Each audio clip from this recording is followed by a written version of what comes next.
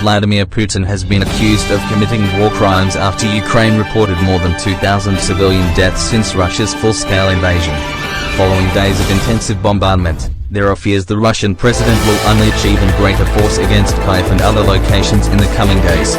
Defense Secretary Ben Wallace has warned Mr. Putin will seek to pummel cities in tactics reminiscent of medieval siege warfare, including a plan to carpet bomb cities indiscriminately. Following worldwide condemnation of Russia's action, Vladimir Putin has been accused of committing war crimes after Ukraine reported more than 2,000 humanitarian law committed against civilians or enemy combatants during an armed conflict.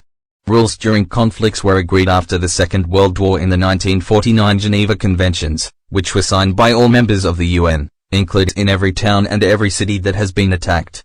It's a number that's growing day by day. Mr. Jordash said prosecutors in Ukraine, humanitarian lawyers, investigative journalists and civilian activists were gathering evidence of alleged war crimes. Since then, Putin has been engaged in widespread, systematic crimes against humanity in those locations. Could Putin stand trial for war crimes? The chief prosecutor of the ICC, Karim Khan, has said he wants to open an investigation as rapidly as possible into potential war crimes and crimes against humanity in Ukraine. Russia and Ukraine are not among the court's 123 member states, but Ukraine has accepted its jurisdiction, which means Mr. Khan can investigate. Mr. Jordash told Sky News that any prosecution of Mr. Putin for war crimes would have to prove he was responsible for them. War crimes and crimes against humanity may occur without the head of the state being responsible, he said. However, Putin makes it very clear in the way he behaves, and what he says, that he is in control of the state. I think there's a very clear link between what Putin says and does and the crimes on the ground. What are the potential problems of prosecuting Putin? The difficulty would be getting hold of him and getting hold of his cronies, Mr. Jordash said. He's unlikely to leave Russia for the foreseeable future. It's going to be impossible to arrest him unless there's a complete change in government in Russia. Mr. Putin is unlikely to leave Russia for the foreseeable future. A humanitarian lawyer says I wouldn't expect him to be prosecuted anytime soon, but I certainly wouldn't rule it out in the longer time. As every dictator should be aware, as Gaddafi should have been aware, as Saddam Hussein should have been aware, political situations move very rapidly in this fast-moving world.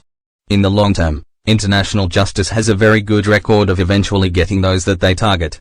If Mr. Putin was charged with war crimes and he traveled to a country that operates universal jurisdiction, that nation would be obliged to detain him, Mr. Jordash said. In 1998, former Chilean dictator General Augusto Pinochet was arrested in London on charges of genocide and terrorism, the first time that a former government head was arrested on the principle of universal jurisdiction. However, Jerry Simpson, a professor of public international law at the London School of Economics, warned that prosecuting Mr. Putin for war crimes during the Ukraine conflict could be politically amateurish. He told Sky News, "I'm not sure war crime investigations at this point in a war are always a particularly good idea. This is a tricky area. It may be if Putin remains the president of Russia we'll need to negotiate with him. Negotiating with a suspected war criminal, someone who's been charged with war crimes, is rather difficult.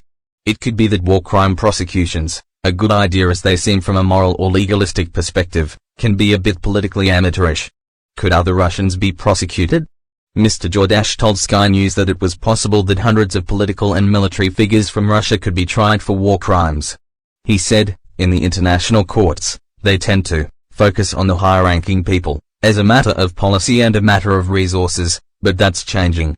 That's changing as a result of recognition that it's much harder these days to arrest high-ranking members of perpetrating governments.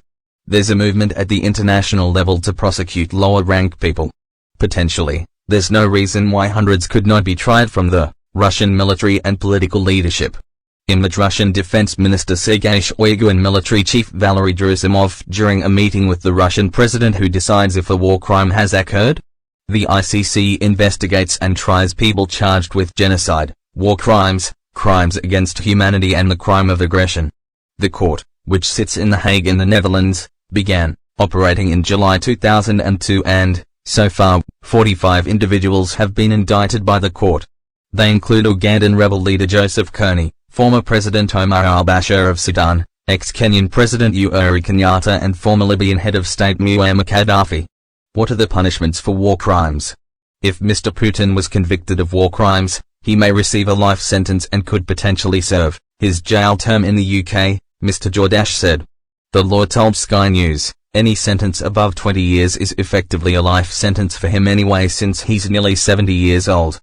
If it was a situation where the ICC prosecuted him and he was found responsible, then he would be detained in one of the states that has come to an agreement with the ICC to take ICC convicted persons, so it could be anywhere in Europe basically. That includes the UK.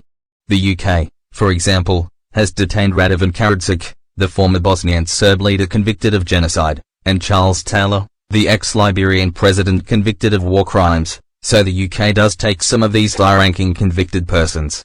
Professor Simpson said there had been criticism that some sentences handed out by the ICC were too light, and the prison conditions for those convicted are comparatively luxurious too.